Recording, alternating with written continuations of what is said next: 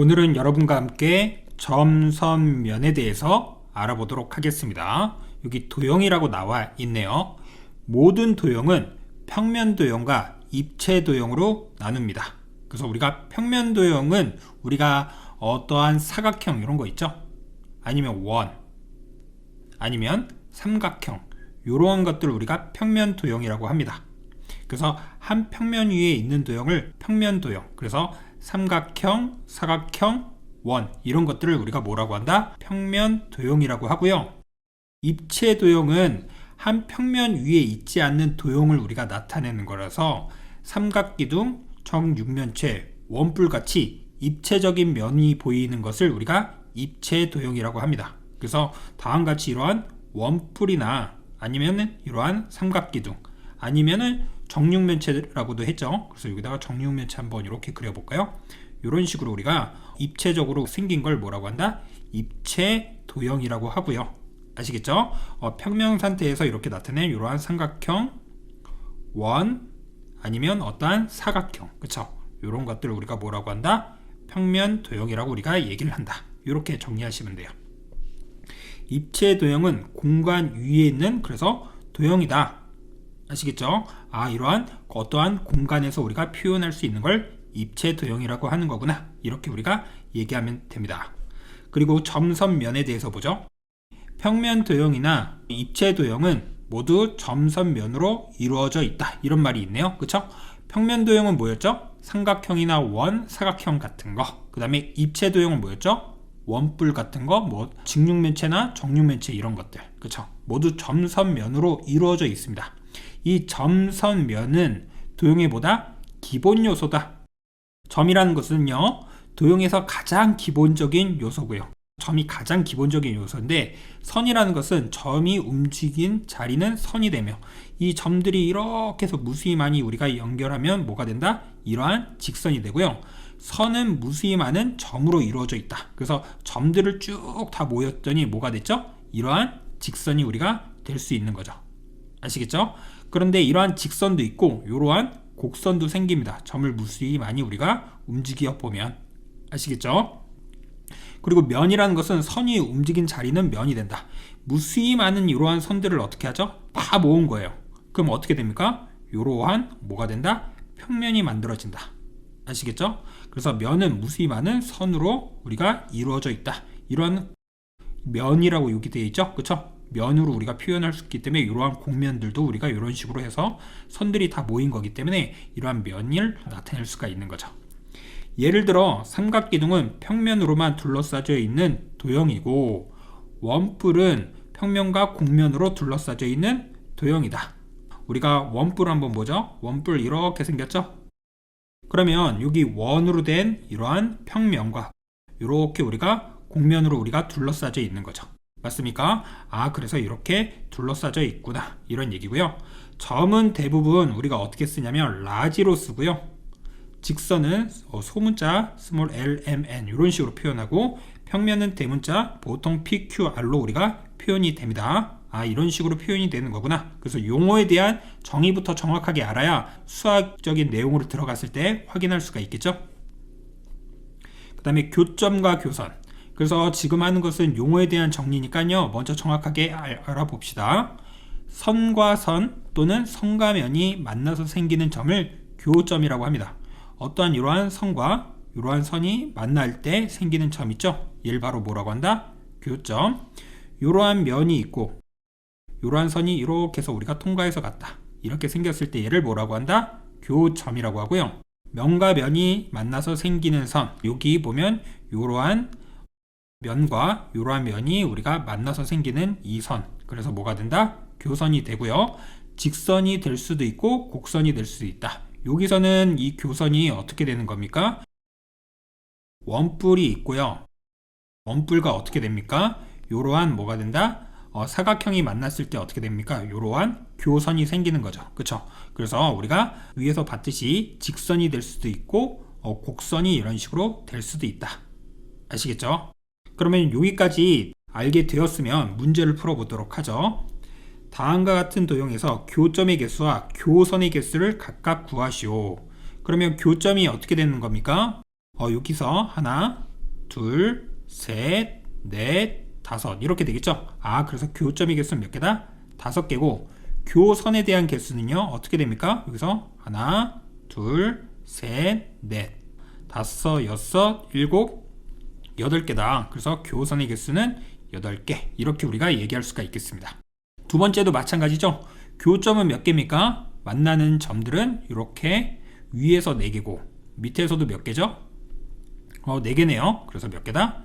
8개고 교선에 대한 개수는요 어떻게 되는 겁니까?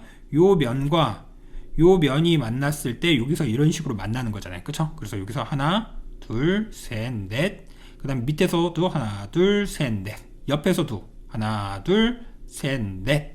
그래서 12개가 되는 거구나. 이런 식으로 우리가 확인할 수가 있겠죠. 이해되시죠?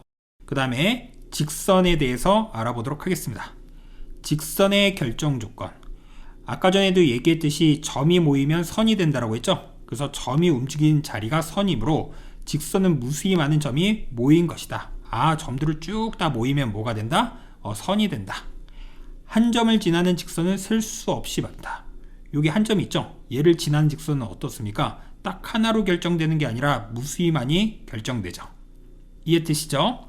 세 번째, 서로 다른 두 점을 지나는 직선은 단 하나뿐이다. 이렇게 서로 다른 두 점을 지나는 직선은 단 하나다. 즉 서로 다른 두 점은 하나의 직선으로 우리가 만들 수 있다. 이러한 뜻이에요. 이해되나요? 직선 PQ 이거에 대해서 우리가 한번 보도록 하죠. 서로 다른 두 점 PQ를 지나 양쪽으로 한없이 쭉 뻗은 선을 직선 PQ라고 하며 기호로는 다음같이 이렇게 씁니다. 여기 PQ 있죠? 그쵸? 이거에서 우리가 쭉 이런 식으로 무수히 갔을 때 어떻게 쓴다? 화살표로 다음같이 쓴다. 어떻게 쓴다? PQ 쓰고 화살표를 양쪽으로 해서 이렇게 표현을 해준다. 아시겠죠? P와 Q의 위치를 바꿔서 QP로 해서 이렇게 써도 동일한 겁니다. 아시겠죠?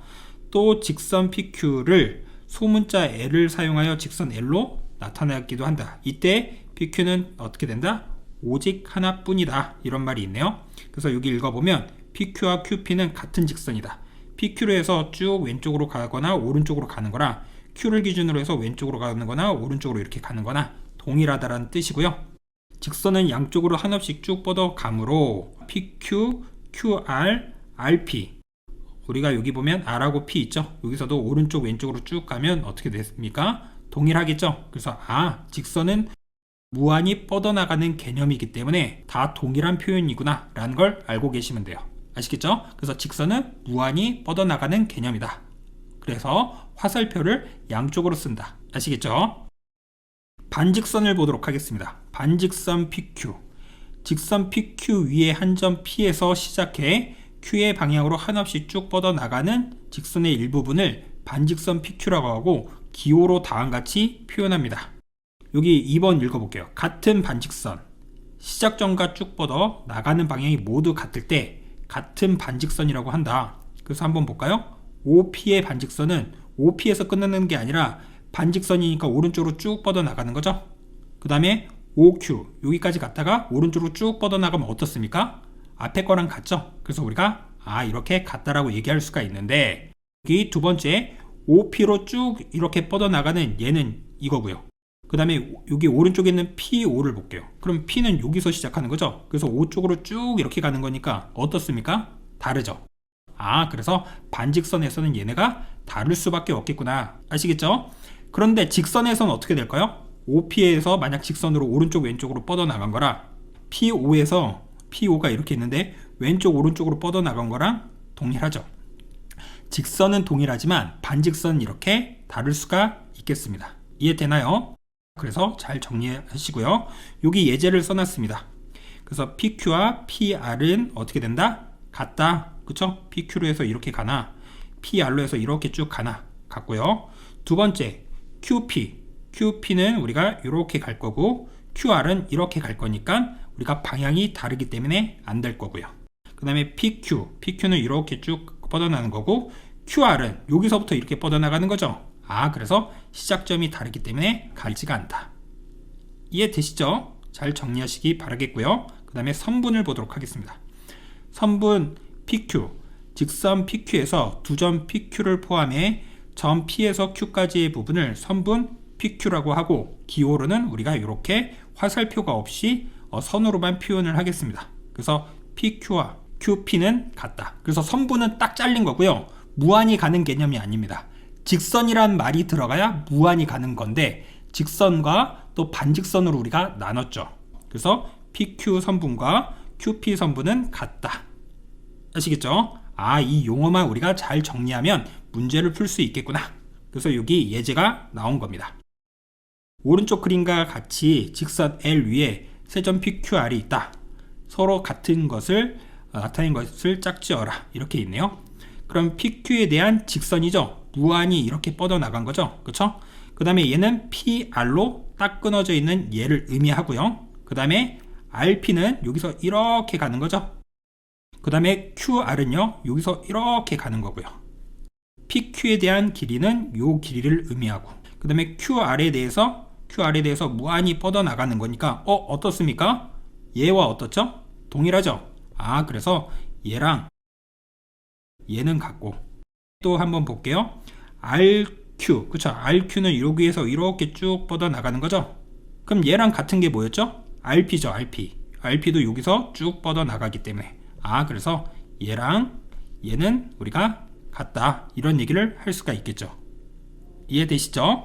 그 다음에 PR에 대해서 무한히 뻗어나갔으니까 이러한 직선을 의미하기 때문에 동글뱅이 친 것도 랑 같아야 되겠죠. 이해되시죠? 그래서 우리가 이렇게 표현을 할 수가 있겠다. 이해되시죠? 잘 정리하시기 바라겠고요. 그 다음에 여기 오른쪽 그림과 같이 한 직선 위에 있지 않는 세 점 A, B, C가 있다. 다음을 구하시오.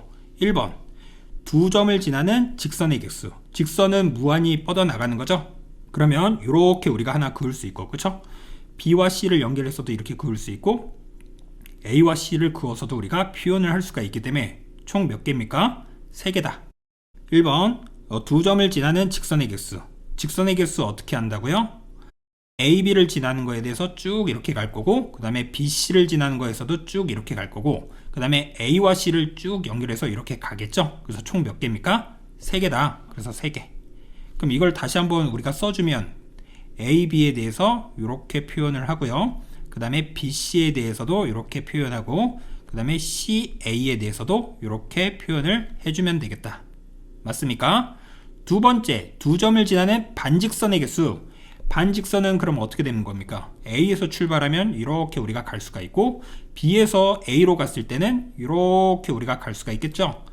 그러면 A, B에 대해서 각각 우리가 어떻게 된다? 2개씩 생길 것이다. 그래서 여기다가 써볼게요. 이렇게 쓰는 거랑 BA에 대해서 이렇게 쓸 수 있고 그럼 마찬가지로 BC에 대해서도 이렇게 쓰는 거 그 다음에 CB에 대해서 이렇게 쓰는 거 맞습니까? 그 다음에 CA에 대해서 이렇게 쓰고 AC에 대해서 이렇게 쓰고 맞죠?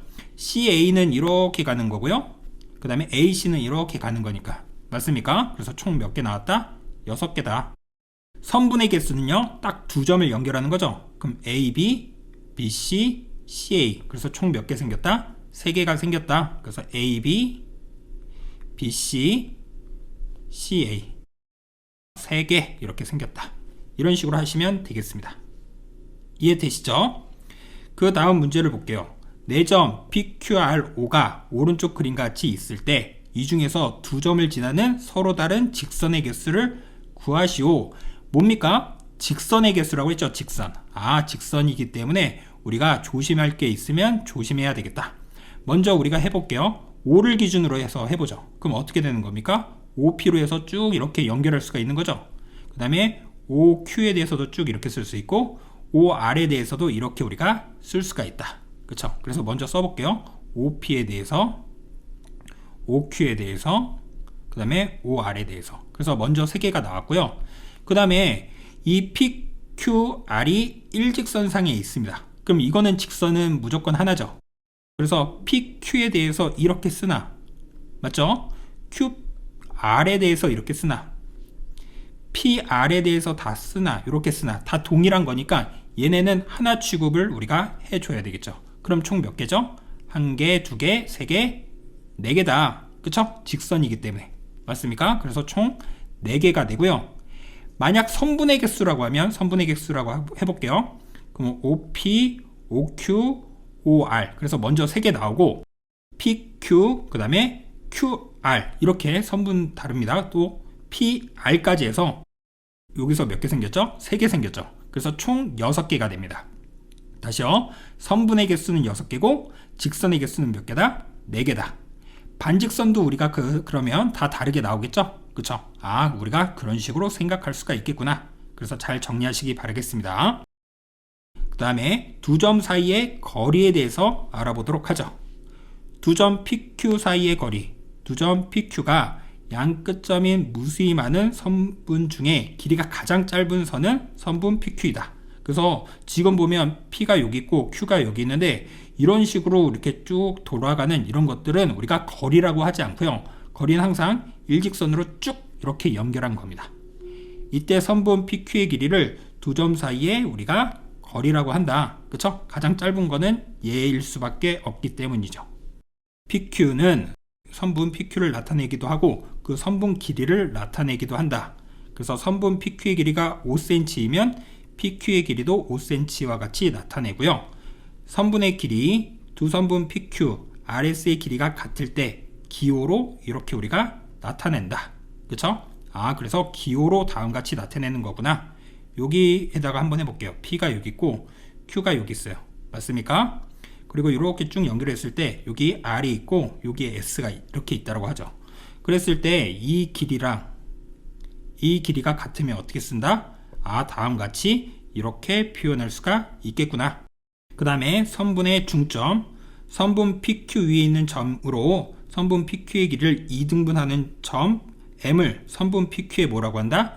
중점이라고 하는 거구나. 그래서 PM과 MQ에 대한 길이가 같고 이거는 PQ 길이의 얼마가 된다? 2분의 1이 되겠구나. 절반이 되겠죠? 이 전체의 길이에 대한 어떻게 된다? 절반이 얘잖아요. 그쵸? 그래서 우리가 2분의 1을 했다. 이렇게 알아두시면 되겠습니다.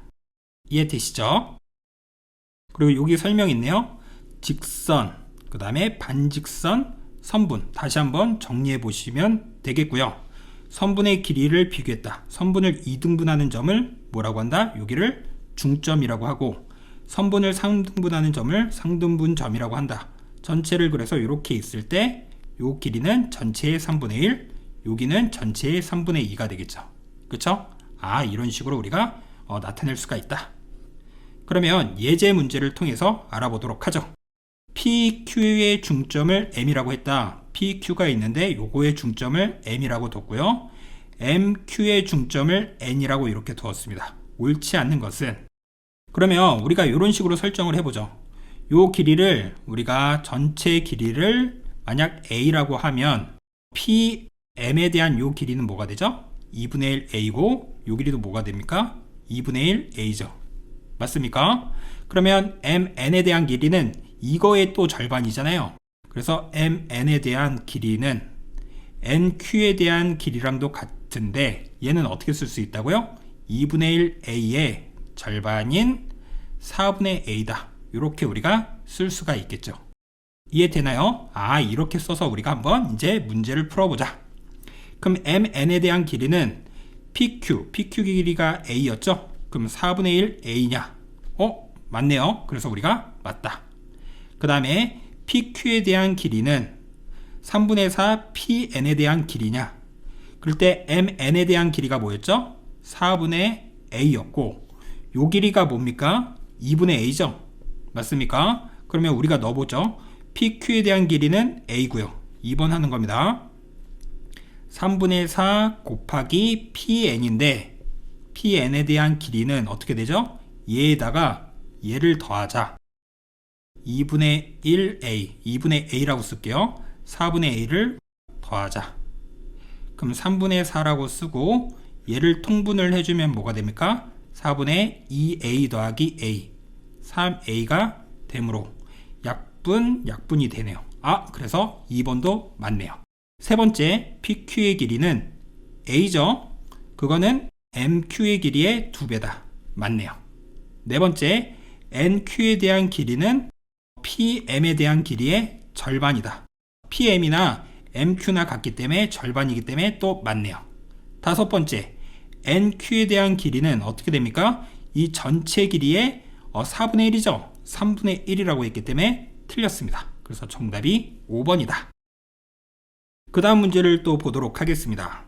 오른쪽 그림에서 PQ 위에 있는 한 점 R을 잡고 P 아래의 중점을 M이라고 했다. 여기의 중점을 M이라고 이렇게 뒀네요. 그럼 우리가 여기를 A라고 두죠. 여기도 그러면 A라고 이렇게 둘 수가 있겠죠. RQ의 중점을 N이라고 했다. 요 길이의 중점을 N이라고 했으면 요 길이를 B, 요 길이를 B라고 두죠. 그럴 때 MN에 대한 길이를 구하여라. MN에 대한 길이는 뭐죠? A 더하기 B, 얘를 구하자, 이런 뜻이죠. 그래서 이런 식으로 문자를 둡니다. 위에 문제에서도 문자를 뒀죠. 얘도 이렇게 문자를 두는 겁니다. 그러면 이 전체 길이를 A와 B로 표현할 수가 있겠네요. A가 몇 개? 2개. B도 몇 개? 2개. 걔가 얼마다? 10이다. 이렇게 우리가 쓸 수 있고요. 2로 묶어주면 A 더하기 B 이렇게 쓰고 10이 되겠네요.